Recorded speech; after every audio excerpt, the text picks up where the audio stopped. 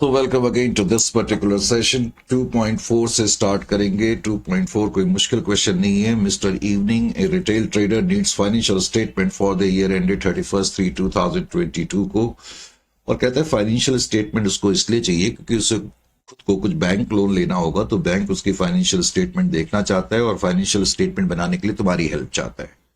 पहली information question में लिखी हुई है कि जो कैश डिपॉजिटेड है इनटू बैंक, इसका मतलब मैंने कैश बैंक में डिपॉजिट करा तो एंट्री होगी bank account debit to cash account. इसमें तो कोई डाउट ही नहीं है। अगर मैं एक रफ शीट्स को ले लूं,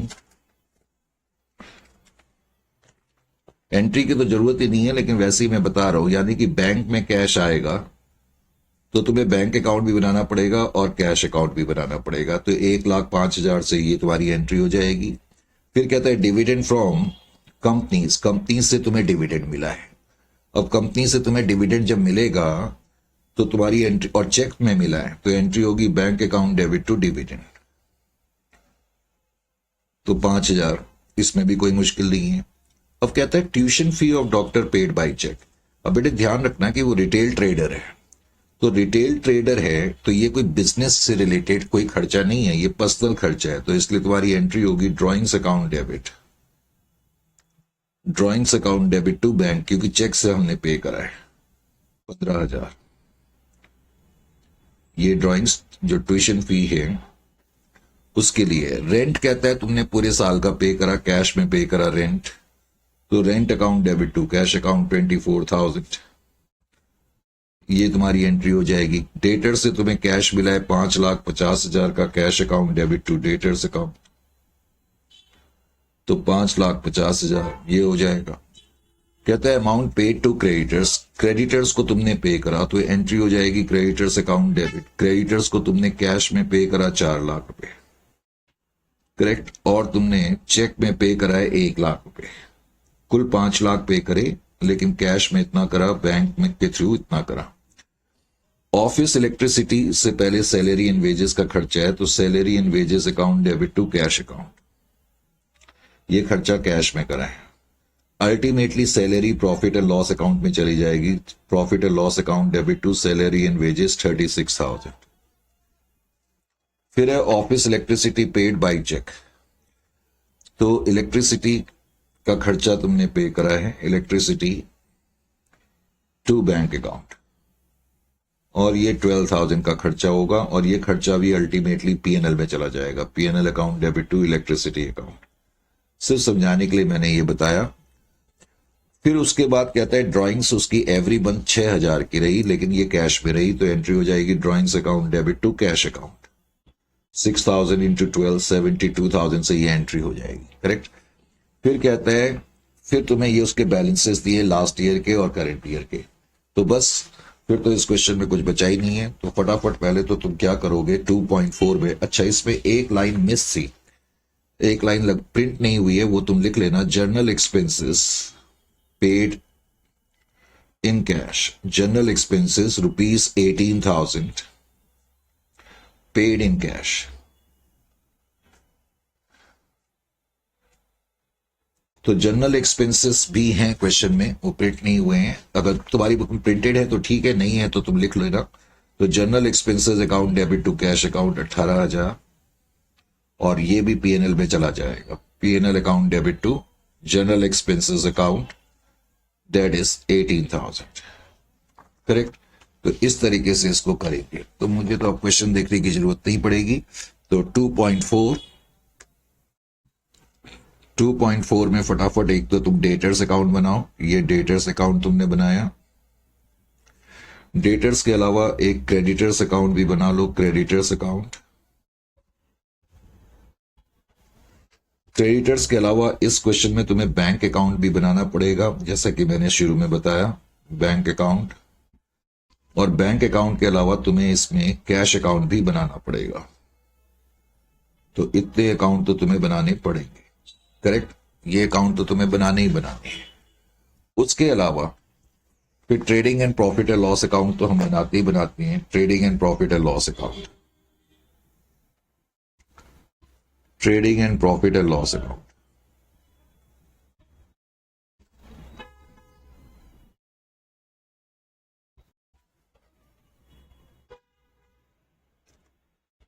trading and profit and loss account के अलावा एक कैपिटल अकाउंट भी तुम बनाओगे। ये तुमने कैपिटल अकाउंट भी इसके साथ साथ बना दिया।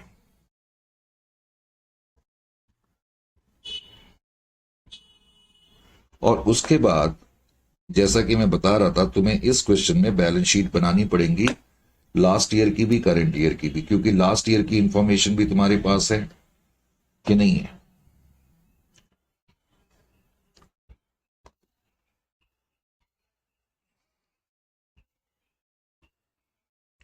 तो ये तुमने बैलेंस शीट बनाई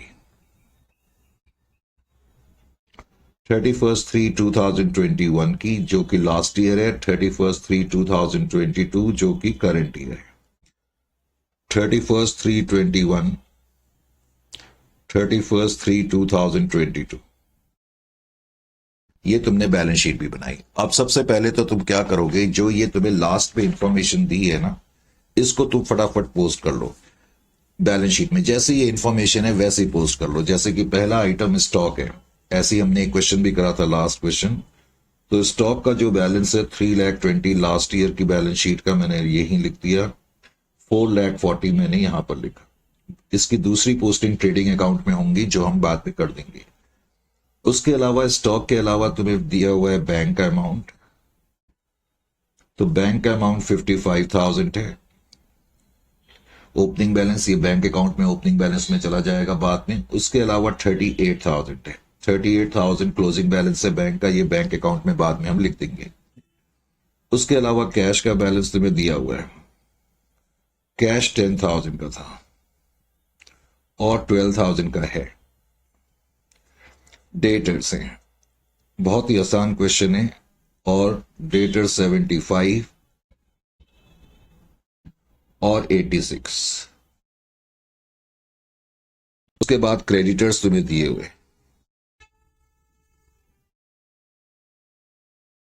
तो क्रेडिटर्स तुमने लिखा 48,000 और 70,000। ये बैलेंसेस तुमने लिख दिए। अब तुम्हारा पहला काम क्या होना चाहिए, इन बैलेंसेस को इनके रिस्पेक्टिव जगह पर पोस्ट करते। जैसे कि स्टॉक है, हमें मालूम है कि ओपनिंग स्टॉक ट्रेडिंग अकाउंट में आता है। तो ओपनिंग स्टॉक की 2 पोस्टिंग हो गई, एक बार यहां आ गया, एक बार ओपनिंग बैलेंस शीट में आ गया। लास्ट ईयर के एंड की बैलेंस शीट को हम ओपनिंग बैलेंस शीट भी कहेंगे, क्योंकि करंट ईयर के लिए ओपनिंग बैलेंस शीट है। क्लोजिंग बैलेंस, तो क्लोजिंग स्टॉक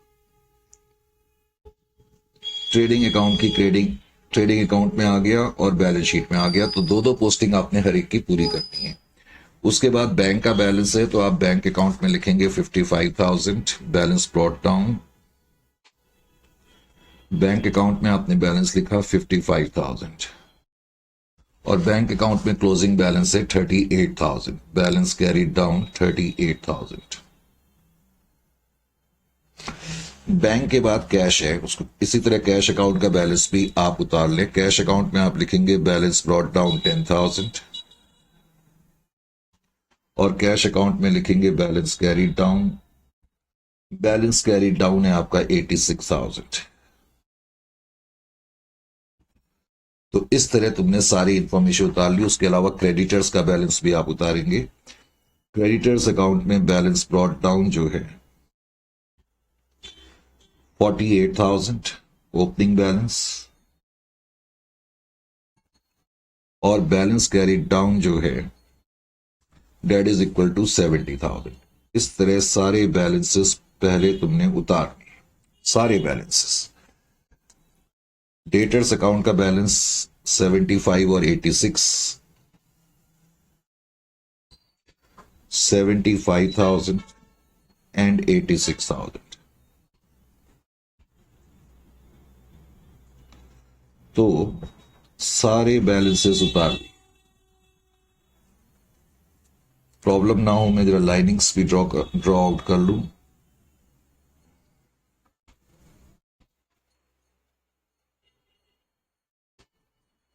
लो जी, तुम्हारे लिए बहुत काम करना पड़ता है।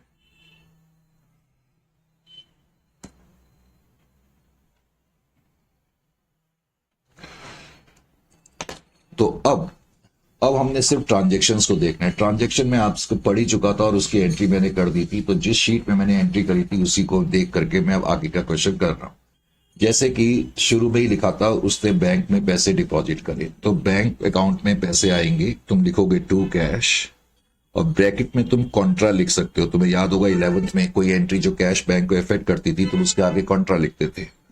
तो बैंक अकाउंट में 1,05,000 रुपीज आपके आए, लेकिन कैश अकाउंट से कम हो गए, तो कैश अकाउंट में बाई बैंक लिखेंगे कॉन्ट्रा 1,05,000। ये तो वो ट्रांजेक्शन है जो उसने बैंक में पैसा डिपॉजिट करा। फिर अगली ट्रांजेक्शन थी कि उसने डिविडेंड 5,000 का रिसीव करा, तो बैंक अकाउंट की डेबिट साइड पे हम लिखेंगे टू डिविडेंड रिसीव्ड। अब डिविडेंड रिसीव्ड 5,000 का हुआ है, इसके लिए अब तुम्हें डिविडेंड अकाउंट बनाने की जरूरत नहीं है। सबको मालूम है कि डिविडेंड हम पीएनएल अकाउंट की क्रेडिट साइड पे ले जाते हैं। ये वो इनकम है, देखो ट्रेडिंग अकाउंट में वो इनकम लिखी जाती हैं जो बिजनेस की ट्रेडिंग एक्टिविटी का हिस्सा होती है, जैसे गुड्स को सेल करना, इसलिए हम सेल ट्रेडिंग में लिखते हैं। उसके अलावा कोई इनकम होती है तो पीएनएल में लिखी जाती है। अब ये बैठे बैठाए इनकम है, ये बिजनेस के प्रोडक्ट को बेचने से इनकम नहीं है डिविडेंड। हर चीज का लॉजिक भी मालूम होना चाहिए, रटना ही नहीं है। डिविडेंड के बाद फिर आगे मैंने जो ट्रांजेक्शन थी ड्राइंग्स, ट्यूशन फी उसने पे करी थी, मैंने कहा था उसको ड्राइंग्स के रूप में ट्रीट करना है और उसने बैंक के थ्रू ये पे करी थी, तो बैंक अकाउंट में क्रेडिट साइड में हम लिखेंगे बाई ड्राइंग्स और ब्रैकेट में आप लिख दोगे ट्यूशन फी, अगर लिखना चाहते हो तो ट्यूशन फी। ये पर्सनल खर्चा माना जाएगा 15,000 रुपए। और बिकॉज यहां हमने ड्राइंग्स लिखी है तो हमें मालूम है अल्टीमेटली ड्राइंग्स जो है वो कैपिटल अकाउंट की डेबिट साइड में आती हैं, तो कैपिटल अकाउंट की डेबिट साइड पे तुम लिख दो ड्राइंग्स 15,000। उसके बाद अगली ट्रांजेक्शन थी कि उसने रेंट जो है कैश में पे करा 24,000 का। अब रेंट 24,000 का कैश में पे करा है, तो पहले तो मैं लिखूंगा rent account debit to cash account, यानी कि कैश अकाउंट की क्रेडिट साइड में बाई रेंट 24,000 और फिर मैं लिखूंगा profit and loss account debit to rent account. तो प्रॉफिट एंड लॉस अकाउंट की डेबिट साइड में टू रेंट आ जाएगा 24,000।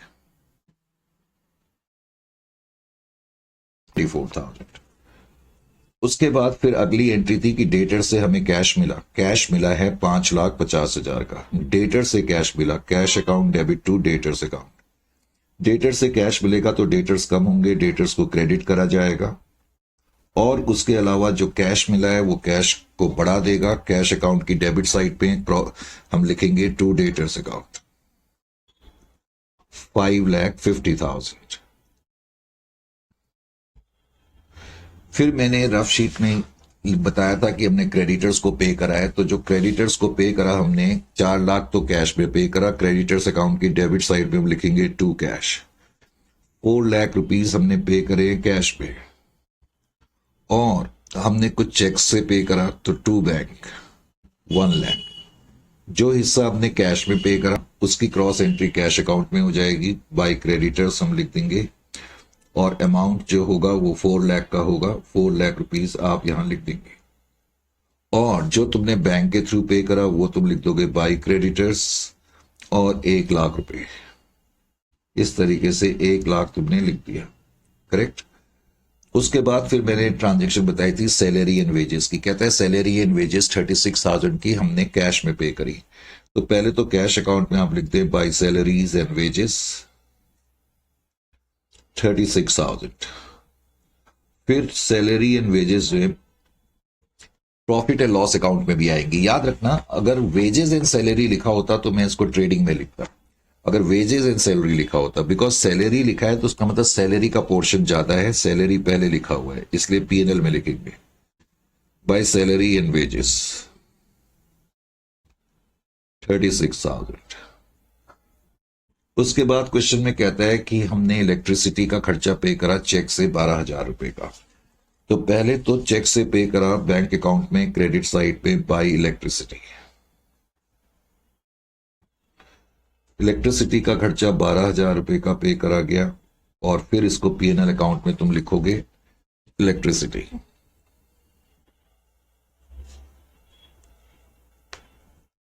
12,000। उसके बाद फिर क्वेश्चन में दिया हुआ था कि ड्राइंग्स करी गई हैं 6,000 पर मंथ के हिसाब से कैश में, तो एंट्री होगी drawings account debit to cash. Cash account की क्रेडिट साइड पे हम लिख देंगे बाय ड्राइंग्स ₹6,000 पर मंथ के हिसाब से उसने विड्रॉ करा इंटू 12, 72,000। और ये ड्राइंग्स तुम्हारी फिर कैपिटल अकाउंट की डेबिट साइड में आ जाएंगी। ये ड्राइंग्स तुमने कैश में करी थी, ये वाली ड्राइंग्स तुमने चेक से खरीदी 72,000। उसके बाद फिर क्वेश्चन में मैंने तुम्हें लिखाया था कि एक ट्रांजैक्शन जो मिस प्रिंट है या लिखी नहीं है, ओमिटेडेबल की यूं कहना चाहिए, जनरल एक्सपेंसेस 18,000 के पे हुए हैं।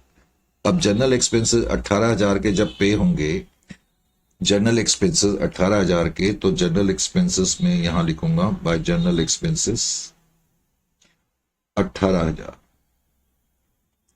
और मैं इसको पीएनएल अकाउंट की डेबिट में भी लिखूंगा जनरल एक्सपेंसेस 18,000। अब मैं डेटर्स अकाउंट को पहले तो टैली करूंगा। डेटर्स अकाउंट को मैंने टैली करा। डेटर्स अकाउंट से देखें हमारे पास क्या बैलेंसिंग फिगर निकलती है, 550 plus 86 minus 75 that is equal to 5,61,000। बताओ जरा ये बैलेंसिंग फिगर क्या लिखेंगे। मैंने बताया था 99.99% क्रेडिट सेल्स निकलती है, और क्वेश्चन में क्रेडिट सेल्स है नहीं, तो इसको हम क्रेडिट सेल्स के रूप में ट्रीट करेंगे। अब जैसे ही मैंने क्रेडिट सेल्स यहां पर लिखी, इमीडिएटली आप ट्रेडिंग अकाउंट की क्रेडिट साइड में आ जाओ। ट्रेडिंग अकाउंट की क्रेडिट साइड में लिखो बाय सेल्स और लिखो क्रेडिट। तो क्रेडिट सेल्स आपकी 5,61,000 की है, ये तुमने डेटर्स अकाउंट से निकाली। अब मैं क्रेडिटर्स को टैली करूंगा। क्रेडिटर्स को टैली करेंगे तो क्रेडिटर्स को टैली करके क्या निकलेगा, 4 प्लस 1 5 लाख, 5,70,000 माइनस 48। मैंने कहा था क्रेडिटर से क्रेडिट परचेजेस बैलेंसिंग फिगर अधिकतर निकलती हैं, और क्वेश्चन में क्रेडिट परचेजेस गिवन नहीं है बैलेंसिंग फिगर। तो 570 माइनस 48, 5,22,000 तुम्हारी क्रेडिट परचेजेस निकल आई। क्रेडिट परचेजेस तुम ट्रेडिंग अकाउंट में पहुंच जाओगे और ट्रेडिंग अकाउंट में लिखोगे टू परचेजेस,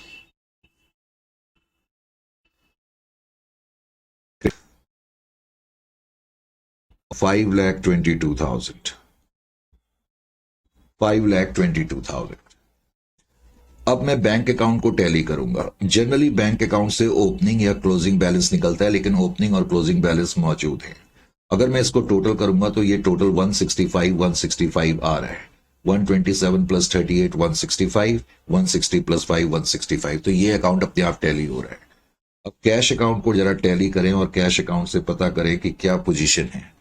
कैश अकाउंट का अगर मैं टैली करता हूं तो 1,05,000 प्लस 24 प्लस 400 प्लस यानी कि 4 lakh plus 36 plus 72 plus 18 and plus 86, और माइनस क्रेडिट साइड बड़ी है इसमें, 7,41,000 टोटल है क्रेडिट साइड का।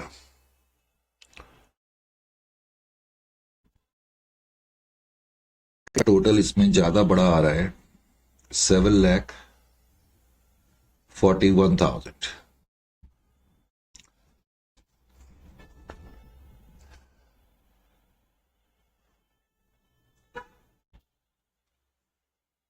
कैश अकाउंट का क्लोजिंग बैलेंस कितना है, 12,000 है। मैंने 86 क्यों लिखा हुआ है, ऐसी मिस्टेक हो जाएगी तो प्रॉब्लम हो जाएगी। तो रुक जाओ एक मिनट, 744 में से 86 माइनस कर दें और प्लस कर दें 12, तो 6,67,000 बैलेंस है।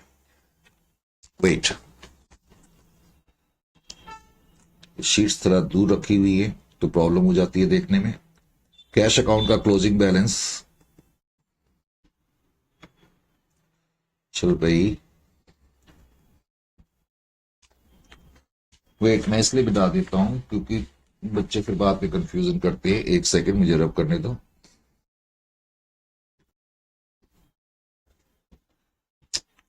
लगता है ये भी खत्म हो गया है, इसको यूज करते हैं।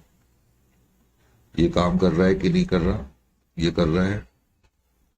तो 12,000 क्लोजिंग बैलेंस है, और टोटल जो है वो 6,67,000। तुम लिख लो और बैलेंस करो तब तक। मैंने बताया था ना ये नोट्स का यूज में बाद में मेरी बुक्स वगैरह आती है तो मुझे वो प्रिंटर्स को देनी पड़ती है, तो इसलिए इसमें गलती मैं नहीं रख सकता, इसलिए मुझे मिटाना पड़ता है। कई बच्चे सोचेंगे सर 2 मिनट आपने वेस्ट कर दिए। तो 6,67,000 ये तुम्हारा टोटल है क्रेडिट साइड का।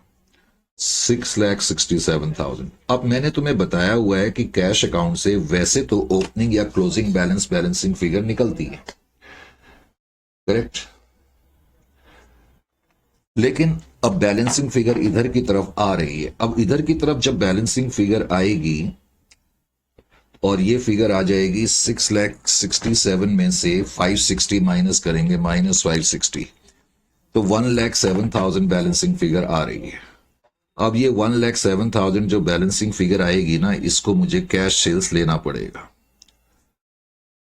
समझ में आ गई? इससे पहले भी हमने एक क्वेश्चन करा था कैश अकाउंट में, उसमें इधर की तरफ बैलेंसिंग फिगर थी, हमने कैश सेल्स लिया था। हालांकि इस क्वेश्चन में थोड़ा इशारा था कि there were considerable amount of cash sales, लेकिन इस क्वेश्चन में ऐसा इशारा तो नहीं है, लेकिन हमें मालूम है कि ये कैश सेल्स हो सकती है क्योंकि बिजनेस में कैश सेल्स होती है। हालांकि क्रेडिट परचेजेस कम, बहुत रेयर केस में होती हैं कैश परचेजेस। तो जो कैश सेल्स की फिगर आई, तो पहले तो कैश अकाउंट भी टैली हो गया, इसको तो आप किनारे करो। उसके बाद अब जो कैश सेल्स की फिगर आई उसको मैं यहां लिख दूंगा कैश सेल्स 1,07,000। अब उसके बाद इस शीट की भी जरूरत नहीं है, इस शीट को भी मैंने हटा दिया। अब मैं ग्रॉस प्रॉफिट कंप्यूट करूंगा, ग्रॉस प्रॉफिट कैरीड डाउन। तो ग्रॉस प्रॉफिट मुझे एक बार कंप्यूट करना पड़ेगा, 107 प्लस 561 प्लस 440 माइनस 320 माइनस 522, तो ये आ गया आपका 2,66,000। ग्रॉस प्रॉफिट 2,66,000, उसको तुम यहां लिखोगे ग्रॉस प्रॉफिट ब्रॉट डाउन 2,66,000। अब उसके बाद फिर मैं नेट प्रॉफिट कंप्यूट करूंगा, +5 माइनस 24 माइनस 36 माइनस 12 माइनस 18, तो 1,81,000 नेट प्रॉफिट, 1,81,000 नेट प्रॉफिट है। सबको मालूम है कि नेट प्रॉफिट कैपिटल अकाउंट में क्रेडिट साइड में ट्रांसफर करा जाता है।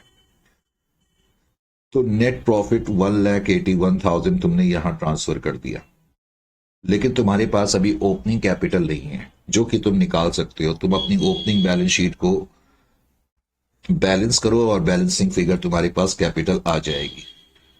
तो मैं इसको करता हूं 320 प्लस 55 प्लस 10 प्लस 75 माइनस 48, तो 4,12,000 मेरे पास ओपनिंग कैपिटल आ रही है।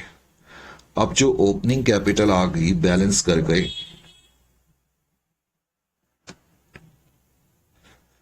वो मैं यहां पर लिख दूंगा opening capital, correct. Opening capital 4,12,000। अब मैं ओपनिंग कैपिटल में ऐड करूंगा +181 माइनस 15 एंड माइनस 72, तो 5,06,000 मेरी क्लोजिंग कैपिटल आ जाएगी। 5,06,000, this is your balance carried down in capital account. और ये कैपिटल मैं यहां लिख दूंगा 5,06,000। हालांकि ये वाली कैपिटल तुम क्लोजिंग बैलेंस शीट को बैलेंस कर करके भी निकाल सकते हो, ये देखने के लिए कि तुमने ठीक करा या गलत करा। तो ये था क्वेश्चन, इंटरेस्टिंग भी था कह सकते हो। और अब हम इस क्वेश्चन के फाइनल स्टेजेस में जा रहे हैं, क्योंकि इस चैप्टर में वैरायटी बहुत कम है। अब थोड़ा सा लेवल, हाई लेवल के ये क्वेश्चन है। सेक्शन 3 की तरफ हम बढ़ रहे हैं। सेक्शन 3 में क्या कहता है, ये सब तुम्हारे पास एग्जामिनेशन से लिए हुए हैं, हालांकि मैं थोड़ा डेट्स मॉडिफाई कर देता हूं, correct. Following is the balance sheet. अच्छी बात यह है कि ओपनिंग बैलेंस शीट बनी हुई है। अब ध्यान रखना, जब ओपनिंग बैलेंस शीट बनी होगी, क्योंकि यहां प्रॉपर बनी हुई है ओपनिंग बैलेंस शीट, हालांकि ये अगली शीट में भी जारी है, मैं ऐसे दिखाना पड़ेगा। एसेट साइड के item building, furniture, motor car, stock, trade debtors और कैश इन हैंड और कैश एट बैंक हैं।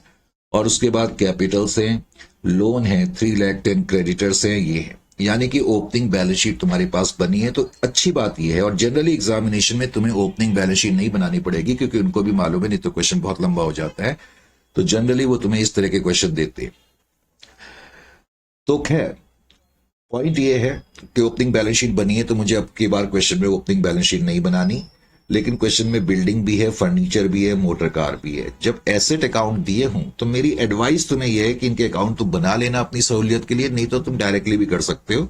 बना लोगे तो अच्छा ही है, नहीं तो कोई प्रॉब्लम नहीं। और क्वेश्चन में कैश इन हैंड अलग लिखा है, कैश एट बैंक अलग लिखा है, तो तुम्हें कैश अकाउंट और बैंक अकाउंट अलग अलग बनाने चाहिए। करेक्ट, ये चीजों का थोड़ा ख्याल करना है। अब थोड़ा आगे आ जाओ। कह रहा है a fire occurred on the night of 31st 3 2022 in which all books and records were lost. The cashier absconded with the available cash. अब वो कह रहे हैं 31st 3 2022 को हमारी एक फायर हो गई जिसकी वजह से सारी अकाउंट्स के रिकॉर्ड्स तबाह हो गए और कैशियर जो है कैश लेकर के भाग गया। The cashier absconded with the available cash, यानी कि उस दिन क्लोजिंग कैश जितना भी था वो एक तरह से चोरी हो गया। अब कह रहे हैं mister Hello however is able to provide you with the following information. His sales for the year ended, बेटे ये ठीक कर लेना, हो सकता है कि ये तुम्हारे यहाँ डेट 20166 आ गई। अब 20166 तो हम कहाँ रहेंगे, तो ये डेट है 31st 3 2022 कर लेना इसको, ठीक है। ये कितनी भी कोशिश करे कुछ प्रिंटिंग एरर्स हो ही जाती है।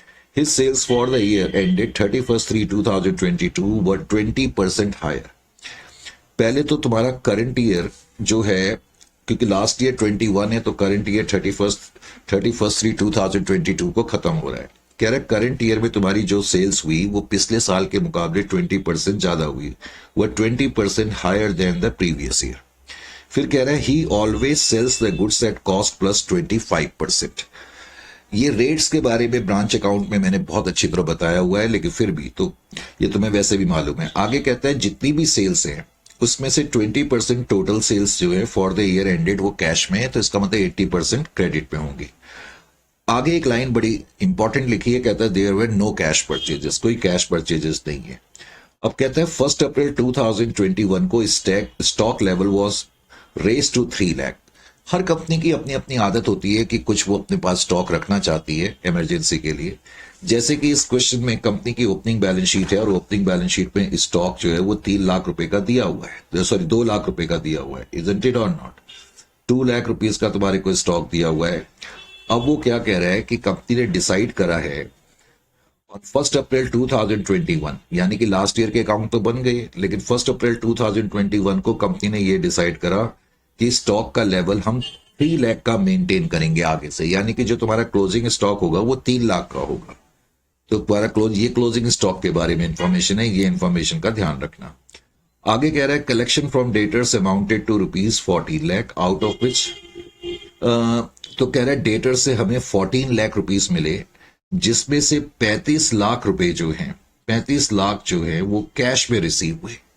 35 लाख रुपीस हमें कैश में रिसीव हुए, तो 3,50,000 सॉरी, तो 14 लाख में से 350 अगर कैश में होगा तो जो बैलेंस बच जाएगा तुम्हारा 10.50 मेरे ख्याल से, तो वो अब तुम्हारा चेक में रिसीव हुआ, इसका मतलब है।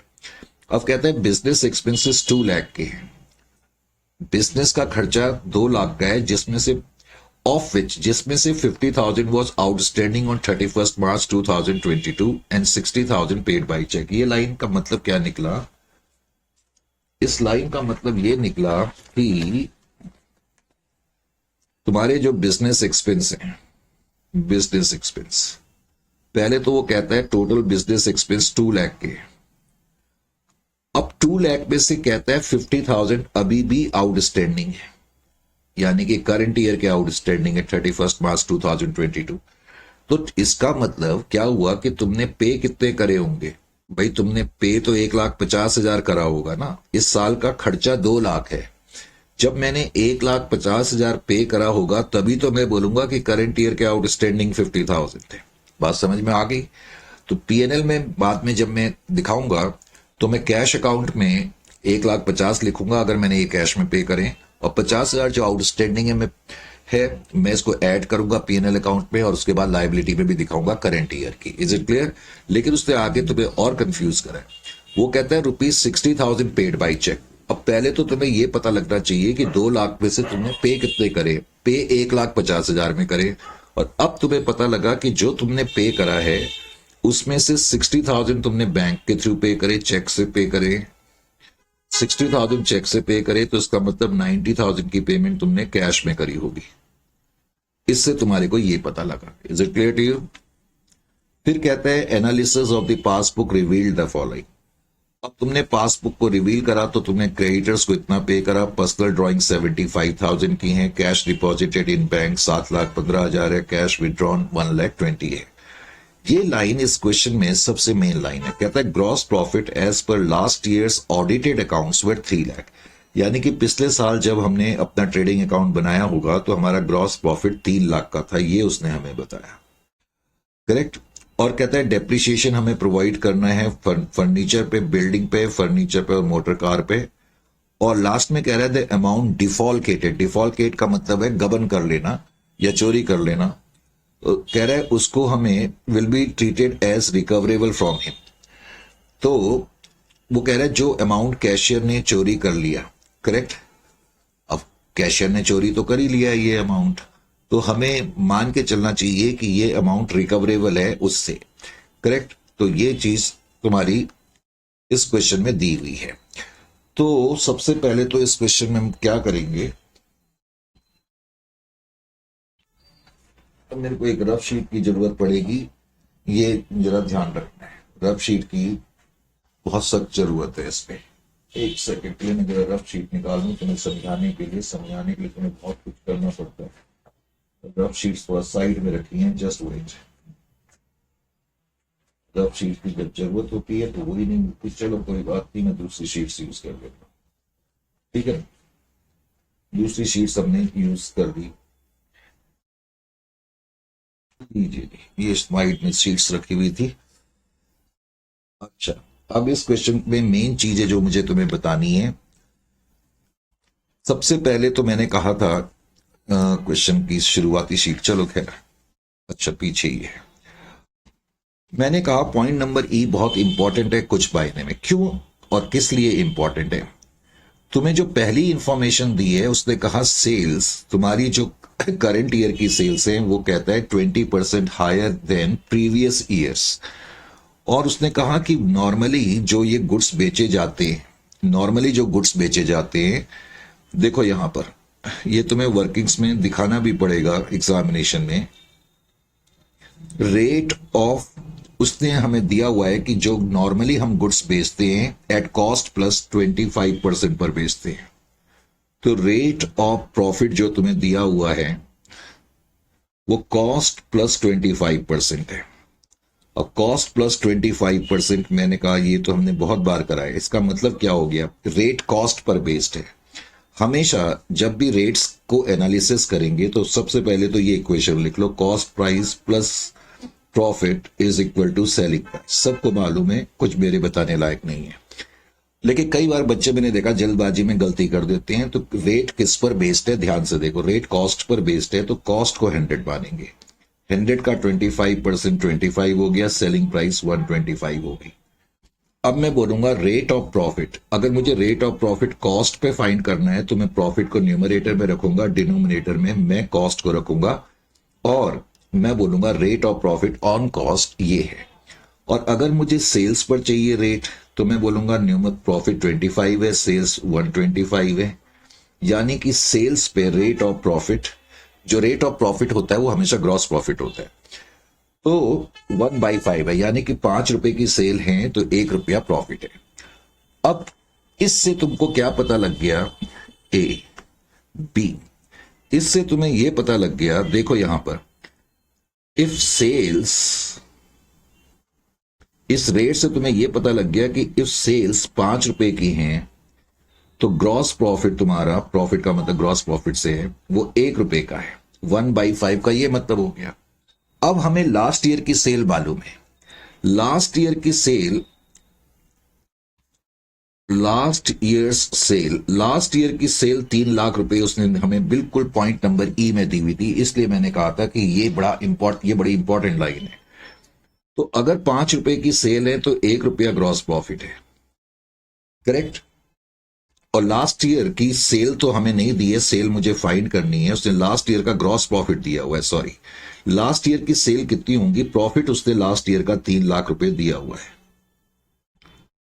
देखो लास्ट ईयर का प्रॉफिट 1 रुपये, सॉरी, पहले तो हम लोग क्या करते हैं, वो कहता है जो हमारा रेट ऑफ प्रॉफिट है 25% ऑन कॉस्ट है, जिसका मतलब ये है कि अगर मैं इसको कन्वर्ट कर दूं सेल्स में तो रेट निकल रहा है 1/5, और इसका मतलब है कि हम जब भी चाहे आज इस साल सेल करें अगले साल करें, हमारा रेट ऑफ प्रॉफिट सेम रहता है, यानी कि 1/5 रहता है। और 1/5 का मतलब है कि सेल 5 रुपए की है तो 1 रुपया प्रॉफिट है। इसको मैं ऐसे भी कह सकता हूं 1 रुपया ग्रॉस प्रॉफिट है तो 5 रुपए की सेल है। अब क्वेश्चन में तुम्हें दिया है कि last years gross profit, last year का ग्रॉस प्रॉफिट तुम्हें दिया हुआ है 3 लाख रुपए का है। तो इससे अब तुम सेल निकाल सकते हो। भाई 1 रुपए का प्रॉफिट है तो 5 रुपए की सेल है, 3 लाख रुपए का ग्रॉस प्रॉफिट है तो सेल कितने की होंगी, डेट इज 3 लाख इंटू 5/1।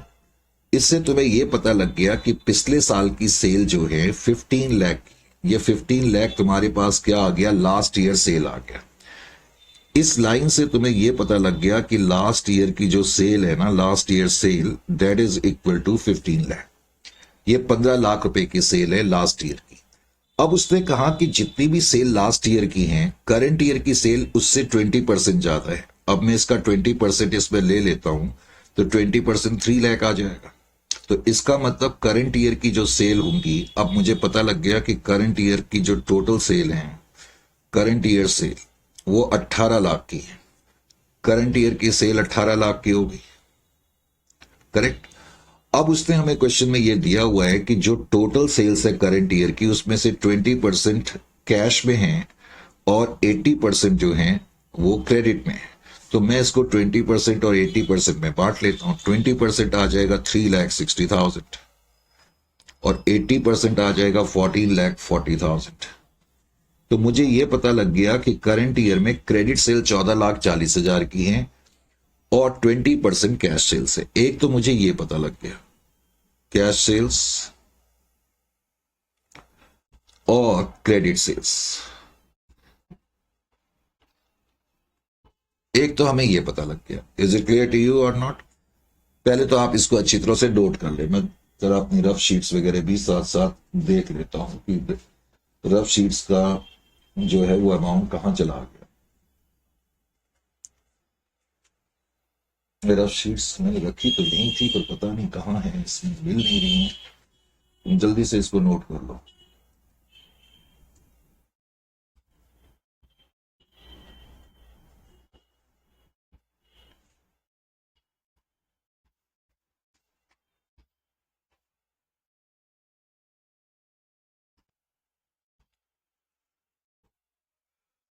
अगर तुमने ये नोट कर लिया है तो मैं अब अगले पॉइंट पर आता हूं। अब अगला पॉइंट जो था इस क्वेश्चन में, अगले पॉइंट पे उसने कहा on 1 April the stock level was raise to 2 lakh. इसका मतलब है कि वो कह रहा है कि हमने, जनरली मैं पिछला पेज यूज नहीं करता लेकिन चलो मैं कर देता हूं। अब वो क्या कह रहा है पॉइंट नंबर 2 में कि पॉइंट नंबर बी में in fact the stock level was raised. इसका मतलब क्या हो गया कि लास्ट ईयर का तुम्हारा जो स्टॉक है वो तो 2 लाख का है, इसमें तो कोई डाउट ही नहीं है। जब तुम करंट ईयर की बैलेंस शीट बनाओगे तो क्लोजिंग स्टॉक की फिगर अब 3 लाख पर आएगी और करंट ईयर के ट्रेडिंग अकाउंट में भी मैं 3 लाख रुपए की फिगर लिखूंगा। फिर उसने बताया पॉइंट नंबर सी में collection from debtors amounted to 14,50,000। Point number C में डेटर से हमें कैश मिल रहा है तो मेरी एंट्री होगी cash account debit to debtors account. Cash account debit to debtors account. Debtor से मुझे जो कैश मिल रहा है, मिले तो मुझे 14 लाख है जिसमें से 3,50,000 कैश में मिला है। तो कैश में तो 3,50,000 मिला है और बाकी मुझे चेक से मिला, यानी कि bank account debit to debtors account. Bank account debit to debtors account. तो 14 लाख में से 3,50,000 में माइनस कर दूंगा तो 10,50,000 आ जाएगा। तो इस तरीके से ये एंट्री तुम बाद में पोस्ट कर लोगे। उसके बाद पॉइंट नंबर सी, उस वक्त जो मैं तुम्हें बता रहा था, पॉइंट नंबर सी के अंदर ही बिजनेस एक्सपेंस के बारे में उसने बताया है। बिजनेस एक्सपेंस के बारे में वो कह रहा है कि जो बिजनेस एक्सपेंसेस हैं टोटल, अभी मैंने तुम्हें बताया भी था, टोटल बिजनेस एक्सपेंसेस 2 लाख के। 2 लाख में से पहले तो मैंने क्या करा, जो आउटस्टैंडिंग है उसको किनारे कर दिया। वो कह रहा है 2 लाख में से करंट ईयर के आउटस्टैंडिंग 50,000 है। तो करंट ईयर के अगर 50,000 आउटस्टैंडिंग है तो इसका मतलब तुमने जो पे करा है बिजनेस एक्सपेंसेस वो तुमने 1,50,000 पे करे। लेकिन जो 1,50,000 पे करे, अब उसने उसी लाइन में कहा कि इसमें से 60,000 रुपीज तुमने चेक के थ्रू पे करे। तो जो पेमेंट भी हुई है उसके अंदर भी चेक के थ्रू जो पेमेंट हुई है, बैंक के थ्रू जो पेमेंट हुई है वो 60,000 की है। इसका मतलब कैश में जो तुम्हारी पेमेंट हुई है वो 90,000 की है। कैश में 90,000 की पेमेंट हुई, इसका मतलब ये हो गया। और क्या हो गया? उसके बाद उसने फिर आगे बताया पॉइंट नंबर डी में, analysis of the passbook. Creditors को तुमने पे करा 13,75,000। पॉइंट नंबर डी में पहले तो तुम लिखोगे creditors account debit to bank account. Creditors account debit to bank, कितना अमाउंट तुमने पे करा है? क्रेडिटर्स को तुमने पे करा 13,75,000। 13,75,000, ये 13,75,000 तुमने लिख दिया,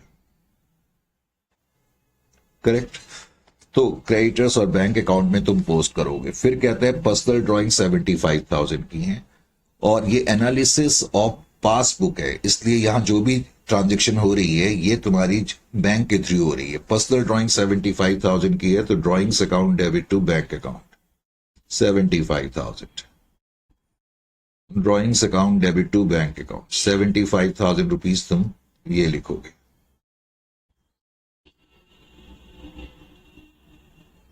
करेक्ट। 75,000। फिर उसने कहा कि cash deposited in bank 7,15,000। Bank में तुमने कैश डिपॉजिट करा तो बैंक को डेबिट करेंगे और टू कैश को क्रेडिट करेंगे 7,15,000।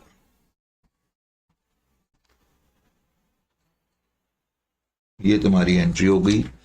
कैश विड्रॉन फ्रॉम बैंक, अब फिर कह रहा है तुमने बैंक से कैश निकाला। अब बैंक से कैश निकाला तो कैश बढ़ेगा, cash account debit to bank account, क्योंकि कैश बढ़ेगा। और ये विड्रॉन का मतलब ड्राइंग्स मत लिख देना, ये उसने कोई पर्सनल पर्पस के लिए थोड़ी करा है, कैश उसने बिजनेस पर्पस के लिए निकाला होगा। 1,20,000। 20,000। उसके बाद ग्रॉस प्रॉफिट का यूज मैंने कहा हमने कर लिया। इससे हमने लास्ट ईयर की सेल निकाली, जिससे हमने करंट ईयर की सेल निकाली और उससे हमें करंट ईयर की कैश सेल्स और करंट ईयर की क्रेडिट सेल्स निकालने में मदद हासिल हुई। ठीक है ना, ये सब तुमको नोट करना पड़ेगा। उसके अलावा फिर कह रहा है प्रोवाइड डेप्रिसिएशन और बिल्डिंग एंड फर्नीचर एट 5%। अब तुम्हारा जो, अब अलग से तुम्हें बिल्डिंग अकाउंट बनाने की जरूरत नहीं है, ये तुम रफ में भी कंप्यूट कर सकते हो। इसकी जो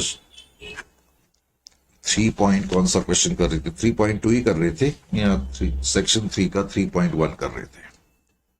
अच्छा, 3.1 के बाद का ये शीट है। तो बिल्डिंग अकाउंट में तुम्हें बनाने की जरूरत नहीं है, लेकिन तुम कहीं रफ में कंप्यूट कर सकते हो या रफ में ये अकाउंट बना सकते हो। बिल्डिंग अकाउंट में ओपनिंग बैलेंस जो है वो 3,25,000 है। ठीक है, अब वो कहता है तुमने डेप्रिसिएशन दिया, इस पे डेप्रिसिएशन कितना दिया?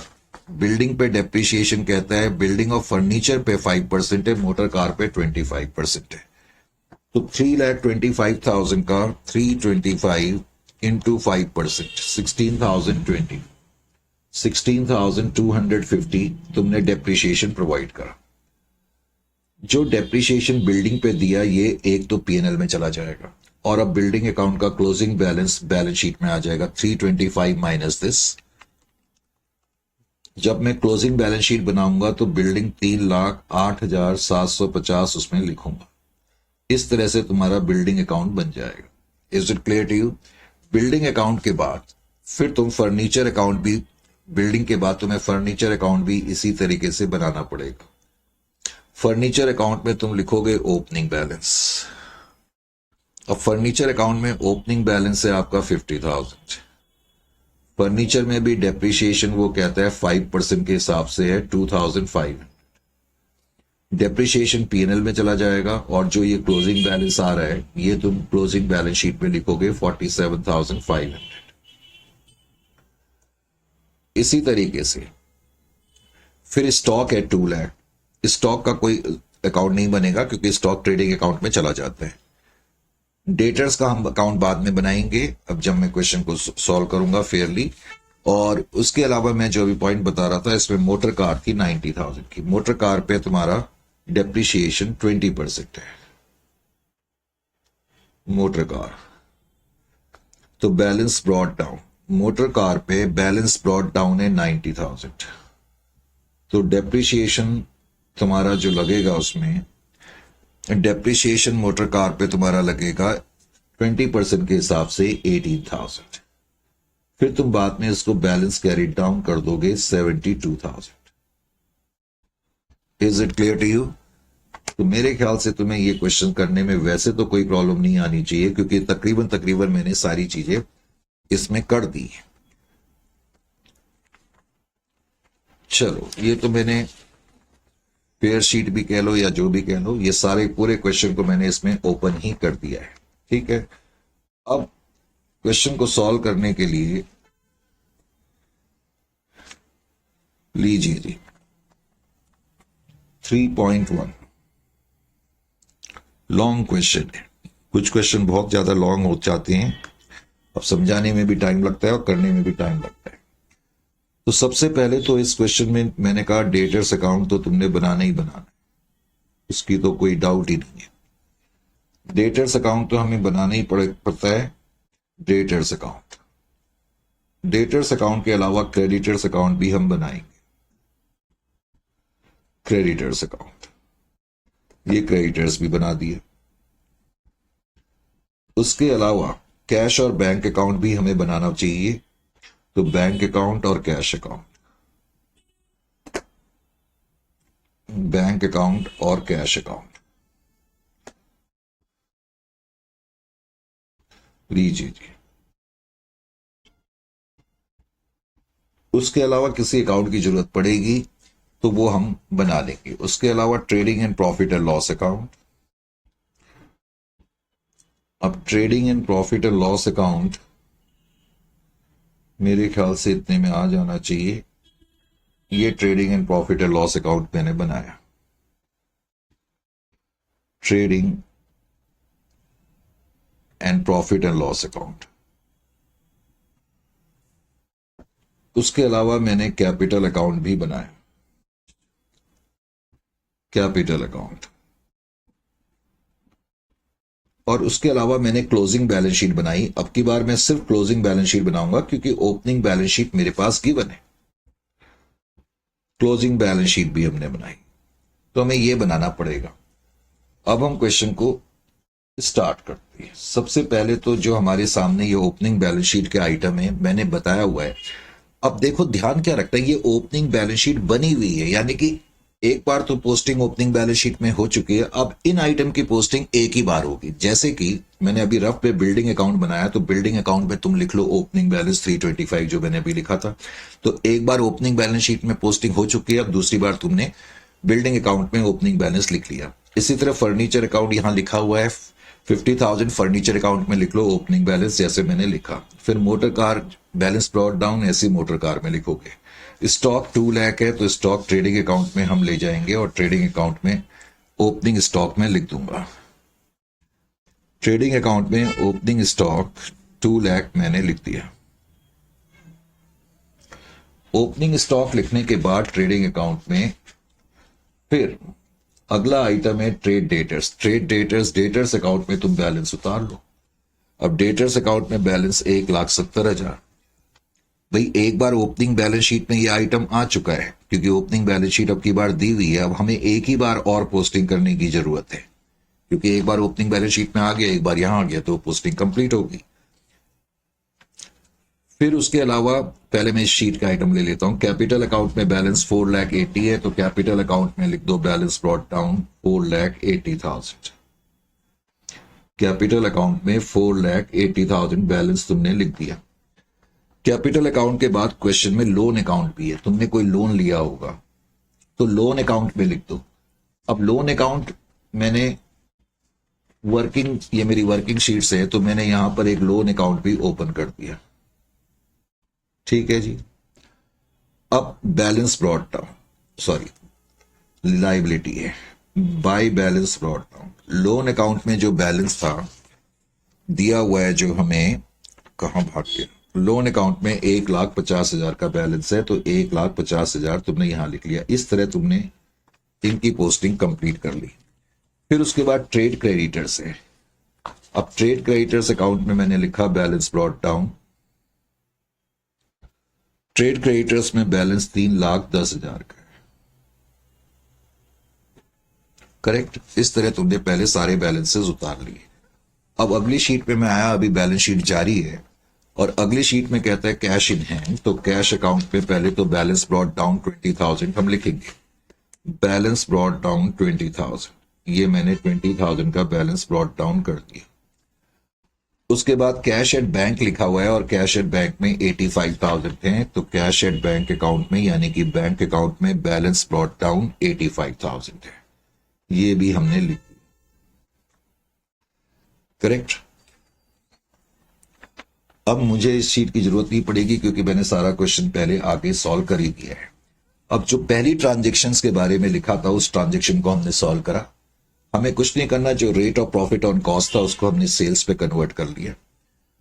इससे हमें पता लग गया कि 1 रुपए ग्रॉस प्रॉफिट है तो 5 रुपए की सेल है, और क्वेश्चन में लास्ट ईयर का ग्रॉस प्रॉफिट, पिछले साल का ग्रॉस प्रॉफिट दिया था, तो पिछले साल की सेल निकल आई 15 लाख, जिसमें मैंने 20% ऐड करा तो करंट ईयर की सेल 18 लाख निकल आई, और उससे मुझे पता लग गया 20% और 80% कैश और क्रेडिट सेल्स कितनी है।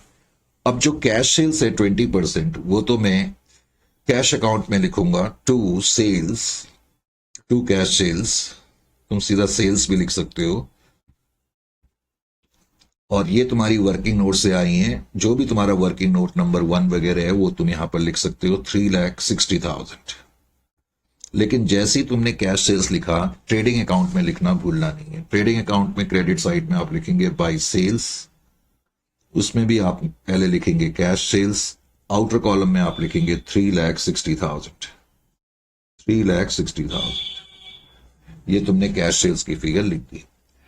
उसके बाद वर्किंग से हमें यह भी पता लग गया कि क्रेडिट सेल्स 14,40,000 की हैं करंट ईयर में। तो क्रेडिट सेल्स जब हम करते हैं तो एक तो डेटर्स बढ़ जाते हैं, तो डेटर्स अकाउंट की डेबिट साइड में क्रेडिट सेल्स हम लिखेंगे 14,40,000। 14,40,000 की क्रेडिट सेल्स मैंने यहां पर लिख दी। करेक्ट। और उसके बाद मैं ट्रेडिंग अकाउंट की क्रेडिट साइड में भी लिखूंगा क्रेडिट सेल्स। ट्रेडिंग अकाउंट की क्रेडिट साइड में क्रेडिट सेल्स 14,40,000, टोटल 18 लाख की सेल आ चुकी है। तो इस तरह पॉइंट नंबर 1 में हमने कैश सेल्स क्रेडिट सेल की का काम पूरा कर लिया। उसके बाद फिर उसने स्टॉक के बारे में लिखा था। करेक्ट। पॉइंट नंबर बी में उसने कहा करंट ईयर का स्टॉक 3 लाख का होगा। तो करंट ईयर का स्टॉक यानी कि करंट ईयर में जब तुम ट्रेडिंग अकाउंट में आओगे तो ट्रेडिंग अकाउंट में लिखोगे क्लोजिंग स्टॉक, और क्लोजिंग स्टॉक तुम्हारा 3 लाख का होगा। और यही स्टॉक तुम करंट ईयर की, क्योंकि क्लोजिंग स्टॉक है, बैलेंस शीट पे भी आएगा, तो बैलेंस शीट में तुम क्लोजिंग स्टॉक लिखोगे क्लोजिंग स्टॉक 3 लाख। ये करंट ईयर की बैलेंस शीट में तुम लिखोगे क्लोजिंग स्टॉक। तो क्लोजिंग स्टॉक की 2 पोस्टिंग पूरी हो गई। पॉइंट नंबर बी में इतना ही है। फिर पॉइंट नंबर सी में कहा गया है कि हमें कुल 14 लाख रुपए के डेटर से मिले, जिसमें से कैश में 3,50,000 मिले। तो डेटर से कैश में तुम्हें 3,50,000 मिले, तो डेटर्स अकाउंट में तुम लिखोगे बाय कैश 3,50,000। 3,50,000। करेक्ट। और कैश अकाउंट की डेबिट साइड में तुम लिखोगे टू डेटर्स 3,50,000। 3,50,000 यहां तक ठीक। उसके अलावा उसी लाइन में उसने बताया कि चेक से मतलब टोटल 14 लाख मिले हैं, तो कैश में इतना मिला और चेक में 10,50,000 मिले डेटर से। तो डेटर्स अकाउंट की क्रेडिट साइड में मैं अब लिखूंगा बाय बैंक 10,50,000, और बैंक अकाउंट की डेबिट साइड में मैं लिखूंगा टू डेटर्स 10,50,000। 10,50,000। इसी लाइन में एक बड़ा इंटरेस्टिंग पॉइंट बिजनेस एक्सपेंस को लेकर के था। 2 लाख उसने बताया कुल खर्चे 2 लाख के थे, जिसमें करंट ईयर के आउटस्टैंडिंग 50 है, तो हमें पता लग गया 1,50,000 हमने खर्चे पे करे हैं। हमने पे करा कैश में इतना और बैंक में इतना। तो पहले तो बिजनेस एक्सपेंस जो तुमने कैश में पे करा वो तुम कैश अकाउंट में लिखोगे, बिजनेस एक्सपेंस। बिजनेस एक्सपेंसेस जो तुमने कैश में पे करे हैं वो आपने पे करे 90,000, पहले तो यहां 90 लिख दो। और चेक में जो तुमने पे करे हैं वो तुम बैंक अकाउंट में लिखोगे, bank expenses, that is equal to 60,000। अब बिजनेस एक्सपेंस जो है वो पीएनएल अकाउंट में भी आएंगे, तो पीएनएल अकाउंट में trading and profit and loss account में मैं लिखूंगा बिजनेस एक्सपेंस। अब देखो यहां मैं कैसे लिखूंगा, बिजनेस एक्सपेंस पेड। अब मैंने जो पे करे हैं 90 और 60 मिलाकर के 1,50,000 है, और जो करंट ईयर के आउटस्टैंडिंग है वो मैं ऐड कर दूंगा, क्योंकि प्रॉफिट एंड लॉस अकाउंट में तो इस साल का टोटल खर्चा कितना होता है वो नजर आना चाहिए ना, 2 लाख। और जो ये करंट ईयर के आउटस्टैंडिंग है ये करंट ईयर की बैलेंस शीट पे भी आएगा। तो आउटस्टैंडिंग बिजनेस एक्सपेंसेस ये लायबिलिटी साइड में भी आएगा 50,000। इस तरीके से इस पॉइंट की टोटल पोस्टिंग्स होंगी। तो पॉइंट नंबर सी में जो बातें थी वो मैंने तुम्हें बता दी। फिर उसके बाद उसने कहा पॉइंट नंबर डी में एनालिसिस ऑफ बैंक पासबुक दिया है, तो मैंने तुम्हें बताया उसमें लिखा था कि क्रेडिटर्स को हमने पे करा है, तो क्रेडिटर्स अकाउंट की डेबिट साइड में हम लिख देंगे टू कैश। क्रेडिटर्स को हमने चेक से पे करा तो टू बैंक, सॉरी 13,75,000 चेक से पे करा है। और बैंक अकाउंट की क्रेडिट साइड पे हम लिख देंगे बाई क्रेडिटर्स। By creditors 13,75,000। उसके बाद कह रहा है drawings account debit to bank account. तो कह रहा है कि हमने कुछ अमाउंट विड्रॉ करा, तो बैंक अकाउंट पे पहले तो लिखेंगे ड्रॉइंग्स 75,000 चेक से विड्रॉ करेंगे, सॉरी पर्सनल ड्राइंग्स के लिए, पर्सनल पर्पस के लिए लिए गए। और ड्राइंग्स अकाउंट की डेबिट साइड में, कैपिटल अकाउंट की डेबिट साइड में टू ड्राइंग्स लिखा जाएगा, दैट इज इक्वल टू 75,000। उसके अलावा फिर तुम्हारे पास कैश अकाउंट, फिर अगली एंट्री थी कि तुमने बैंक में पैसा डिपॉजिट करा। जब बैंक में पैसे डिपॉजिट करेंगे तो हम लिखेंगे टू कैश, ब्रैकेट में मैंने कॉन्ट्रा लिख दिया 7,15,000। और कैश अकाउंट की क्रेडिट साइड में बाई बैंक, और ब्रैकेट में मैंने कॉन्ट्रा लिख दिया 7,15,000। फिर अगली एंट्री है cash account debit to bank. वो कह रहा है हमने बैंक से कुछ अमाउंट विड्रॉ करा, पर इसका मतलब ड्राइंग्स नहीं है। जब मैं बैंक से पैसे निकालूंगा तो बिजनेस पर्पज के लिए निकालूंगा। तो हमने अमाउंट बैंक से विड्रॉ करा तो बैंक का बैलेंस कम होगा। बैंक अकाउंट की क्रेडिट में लिखेंगे बाई कैश, ब्रैकेट में कॉन्ट्रा 1,20,000 रुपए हमने बैंक से निकाले, तो कैश अकाउंट बढ़ेगा टू बैंक, ब्रैकेट में कॉन्ट्रा 1,20,000। पॉइंट नंबर डी की बातें थी। फिर पॉइंट नंबर, अब डी के बाद नीचे जो कुछ इंफॉर्मेशन थी उसके मुताबिक हमने ये 3 अकाउंट बनाए।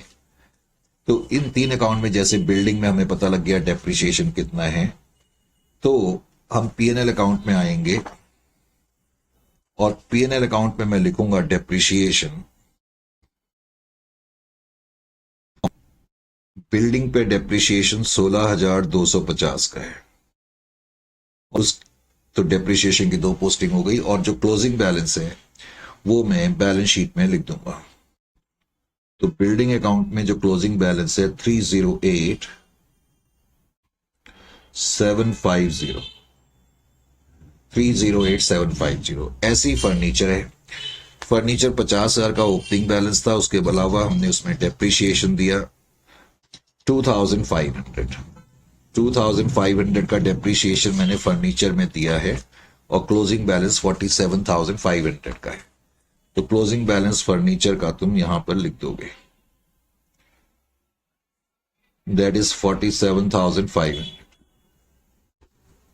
उसके अलावा मोटर कार है। मोटर कार में डेप्रिसिएशन 18,000 है, क्लोजिंग 72 है। तो डेप्रिसिएशन ऑन, ये तो था फर्नीचर, और ये depreciation on motor car, that is 18,000। और क्लोजिंग बैलेंस बैलेंस शीट में आ जाएगा मोटर कार का, that is 72,000। 72,000। Is it clear to you और नॉट? तो इस तरीके से क्लोजिंग बैलेंस भी तुम्हारा आ गया। उसके अलावा फिर हमने एक अकाउंट बनाया था लोन के बारे में। अब ये ध्यान रखना, लोन से रिलेटेड कोई भी क्वेश्चन में इंफॉर्मेशन नहीं है, तो इसका मतलब जो ओपनिंग बैलेंस था वही क्लोजिंग बैलेंस बचेगा 1,50,000 का। क्योंकि लोन के बारे में कुछ लिखा नहीं है, तो लोन जो बैलेंस था 1,50,000, ईयर के एंड में भी वो 50,000 का बैलेंस बचेगा, तो लोन 1,50,000 बैलेंस शीट में आएगा लायबिलिटी साइड में। ये हम करेंगे। Is it clear to you? उसके अलावा अब हमने इनको करना है बैलेंस। तो बैलेंस अब हम करेंगे। तो बैलेंस आप करें, सबसे पहले तो आप डेटर्स अकाउंट को टैली करो। अब डेटर्स अकाउंट को जब मैं टैली करूंगा, ये शीट्स में किनारे कर दूं। हाँ जी, डेटर्स अकाउंट को टैली कर करके क्या निकल रहा है, पहले तो मुझे ये बताओ सर। डेटर्स अकाउंट से हम टैली करेंगे तो क्लोजिंग बैलेंस हमारे पास बैलेंसिंग फिगर अब की बार आएगी, बैलेंस कैरीड डाउन। तो क्लोजिंग बैलेंस अब कितना आएगा ये हमें देखना पड़ेगा। तो 170 प्लस 1440 माइनस 350 माइनस 1050, तो 2,10,000 जो है ये क्लोजिंग बैलेंस डेटर्स का आ जाएगा, जो कि तुम क्लोजिंग बैलेंस शीट में लिखोगे। क्रेडिट सेल्स क्वेश्चन में गिवन ही है, तो डेटर्स का अमाउंट क्लोजिंग बैलेंस शीट में आपको लिखना पड़ेगा 2,10,000। तो क्लोजिंग डेटर्स या simply debtors, balance sheet closing ही है 2,10,000। तो 2,10,000 के डेटर्स हो गए। अब क्रेडिटर्स अकाउंट में क्या बैलेंसिंग फिगर निकले, क्योंकि हम इसको बैलेंस कर ही नहीं सकते, ना तो हमारे पास क्लोजिंग बैलेंस है ना क्रेडिट परचेजेस है। तो अब क्या करें? अब जरा समझने की कोशिश करो इस क्वेश्चन में खास बात क्या है। क्योंकि तुम क्रेडिटर्स अकाउंट को टैली नहीं कर सकते ना। अगर तुम्हारे पास परचेजेस की फिगर होती, मान लो क्रेडिट परचेजेस की फिगर होती, तो क्वेश्चन में वैसे उसने लिखा था कि कोई कैश परचेजेस नहीं है, तो क्रेडिट परचेजेस की फिगर होती तो मैं क्लोजिंग बैलेंस निकाल सकता था, क्योंकि मेरे पास ओपनिंग बैलेंस है, कैश मैंने कितना पे करा है ये भी है। अब क्लोजिंग बैलेंस भी नहीं है और क्रेडिट परचेजेस भी नहीं है, तो बैलेंसिंग फिगर कैसे निकाले? तो कई बार इस तरह की प्रॉब्लम आएगी। तो तुम्हें क्या करना होगा, ऐसे में ट्रेडिंग अकाउंट में आओ। अब ट्रेडिंग अकाउंट में मैं तुम्हें एक मैजिक बताता हूं। तुम ग्रॉस प्रॉफिट पहले ही निकाल सकते हो। सर वो कैसे निकाल सकते हैं? बड़ा इजी है। तुम्हें ग्रॉस प्रॉफिट रेट हमने निकाल लिया था ना, सेल्स पे 1/5 निकल रहा है। तो हमें मालूम है कि हर साल हम 1/5 प्रॉफिट कमाते हैं अपनी सेल्स का, और हमारी सेल्स है 18 लाख की। 3,60,000 प्लस 14,40,000, तो 1/5 इसका जो होगा वो मेरा ग्रॉस प्रॉफिट रहा होगा। बात समझ में आ गई कि नहीं आ गई? तो अब जो बैलेंसिंग फिगर आ जाएगी वो आपकी क्रेडिट परचेजेस आ जाएंगी। ये इस क्वेश्चन की खासियत है। इसलिए मैंने कहा कि लॉन्ग क्वेश्चन है, हैवी क्वेश्चन है, मार्क्स भी हैवी हैं। तो अब ये क्रेडिट परचेजेस की फिगर आपके पास आ जाएंगी। तो 18 lakh plus 3 lakh minus 360 minus 2, तो 15,40,000 जो है वो तुम्हारी क्रेडिट परचेजेस की फिगर निकलेगी। Credit purchases 15,40,000। तो ये कैसे निकली ये अब तुम्हें समझ में आ जाना चाहिए। समझ में आ गया? तो 15,40,000 अब तुम्हें पता लग गया क्रेडिट परचेजेस है। क्रेडिट परचेजेस तुम यहां लिखोगे 15,40,000। उसके बाद अब मैं इसको टैली करूंगा तो मेरे पास क्या बैलेंसिंग फिगर आ जाएगी? क्रेडिट परचेजेस मैंने इधर की तरफ क्यों लिख दी? Credit purchases, extremely sorry, credit purchases 15,40,000। जब क्रेडिट में हम परचेज करते हैं तो क्रेडिटर्स बढ़ेंगे, इसमें कोई डाउट थोड़ी है। अब मैं इसको बैलेंस करूंगा, तो बैलेंस करूंगा तो कितना आ जाएगा? 18,50,000। 18,50,000 में से 1850 में से मैं माइनस करूंगा 1375, तो 4,75,000 क्रेडिटर्स का क्लोजिंग बैलेंस आ जाएगा। बैलेंस कैरीड डाउन, ये बैलेंसिंग फिगर है। आप अपनी क्लोजिंग बैलेंस शीट में इसको लिख लें। तब तक मैं इसको वाइप आउट कर दूं। क्लोजिंग आप अपनी बैलेंस शीट में लिखें इसको।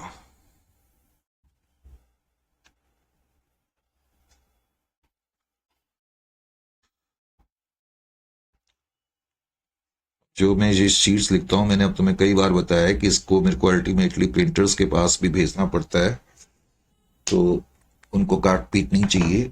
तो 4,75,000। अब ये क्रेडिटर्स का बैलेंस आप क्लोजिंग बैलेंस शीट में भी लिखो। क्रेडिटर्स 4,75,000, लो जी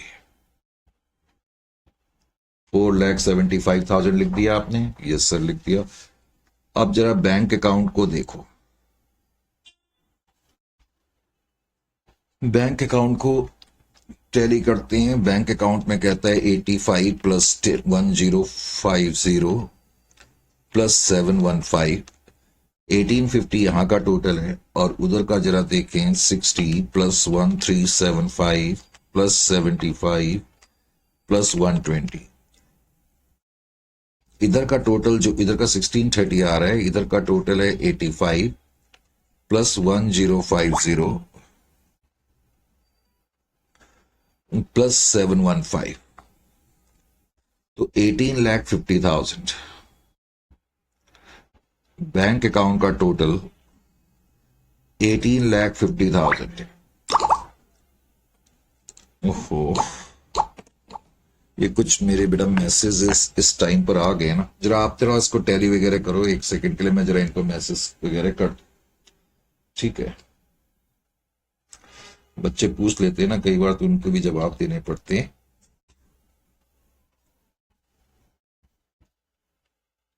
तो खैर, बैंक अकाउंट में क्लोजिंग बैलेंस तुम्हारा जो निकलेगा, वैसे आगे का काम अब तुम खुद कर सकते हो, मेरे कुछ कराने लायक नहीं है इसमें। तो 1850 में से यहां का टोटल कितना निकला था वो मिटा दिया मैंने, एनीवेज, -60, 1375 -75 -120, तो 2,20,000 आ रहा है मेरे हिसाब से। तुम लोग एक बार चेक कर लेना, 2,20,000।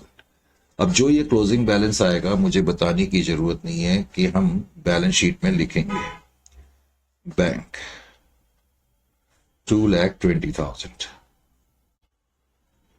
करेक्ट। अब उसके अलावा मुझे कैश अकाउंट को भी टैली करना है। अब कैश अकाउंट को मैं टैली करूंगा तो 20 प्लस 360 प्लस 350 प्लस 120, टोटल है 8,50,000 इस साइड का। इस साइड का टोटल जो है 850 आ रहा है, और इधर का टोटल इसमें से माइनस करे 90, माइनस करे 715, तो 45,000 आ रहा है। अब बेटे ये पॉइंट जरा ध्यान से देखें,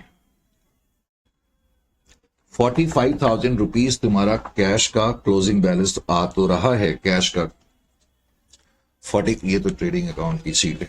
45,000 रुपीज तुम्हारे पास बैलेंस आ रहा है, और उसने कहा कि जो कैश है वो चोरी हो गया। तो नॉर्मल सर्कमस्टेंसेस में मैं क्या लिखता? Closing balance of cash lost, और इसको मैं पीएनएल में दिखाता। नॉर्मल सर्कमस्टेंसेस में 45,000 का या जो भी क्लोजिंग बैलेंस है कैश का, बिकॉज क्वेश्चन में लिखा हुआ है कि कैशियर ने जो है इसको डिफॉल्केट कर दिया, मिस अप्रोप्रिएट कर दिया, जो भी है, तो तुम्हारे लिए तो ये लॉस माना जाएगा ना। तो तुम बैलेंस कैरी डाउन लॉस्ट करके फिर उसको पीएनएल अकाउंट की डेबिट में दिखाते हैं नॉर्मल सर्कमस्टेंसेस में। लेकिन यहां पर मैं क्या लिखूंगा, क्लोजिंग बैलेंस, और मुझे कुछ लिखने की जरूरत नहीं है, वैसे तुम लिखना चाहो तो लिख सकते हो रिकवरेबल, क्योंकि क्वेश्चन में ये लिखा है कि ये कैश चोरी तो हो गया, जो भी तुम्हारे पास कैश बचा था, लेकिन क्वेश्चन में लिखा है कि ये रिकवरेबल है, यानी कि तुम उससे वापस ले सकते हो। अगर तुम उससे ले सकते हो तो ये तुम्हारा एसेट ही है ना, तो इसलिए मैं इसको क्लोजिंग बैलेंस शीट पे दिखा रहा हूं। लेकिन अगर ये नहीं लिखा होता रिकवरेबल, तो मैं इस कैश को फिर पीएनएल अकाउंट की डेबिट साइड पे लिखता। तो कैश बैलेंस तुम्हारा 45,000 है। अब उसके बाद तुम क्या करोगे, कैपिटल अकाउंट्स में अब नेट प्रॉफिट वगैरह तुम्हें निकालना है। ग्रॉस प्रॉफिट तो मैंने निकाल ही लिया है, तो ग्रॉस प्रॉफिट तुम यहां लिखोगे 3,60,000।